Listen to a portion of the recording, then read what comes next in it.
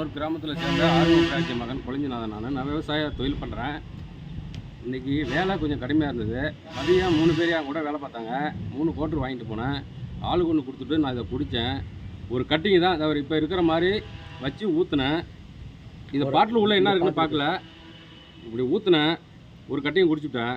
திரும்பி அடுத்த இந்த கையில் எடுத்து இப்படி ஊற்றும் போது பார்த்துட்டேன். உள்ளே என்ன கிடக்கு பாருங்கள் சார். பள்ளியா அரணையான்னு தெரில. அரசே நடத்துது. இது பொதுமக்களை வந்து கொண்டுட்டு ஏதாவது அரசு ஏதாவது வேறு ஏதாவது பிளான் வச்சுருக்கா தெரில. எதுக்கு தான் இந்த மாதிரி பண்ணுறாங்கன்னு தெரில. ஒரு அரசு நடத்துது, ஒரு பாதுகாப்பு இல்லை. கூலி தொழிலாளிகளாம் இப்படிலாம் இறந்து போவேனா இந்த கூலி தொழிலாளி பிறகு கொண்டுட்டு இந்த தமிழ்நாட்டு மக்களை கொண்டுட்டு இந்த அரசாங்கம் என்ன தான் பண்ண போகுது? எனக்கு உடம்புலாம் படப்படப்பாக இருக்குது, பயமாக இருக்குது.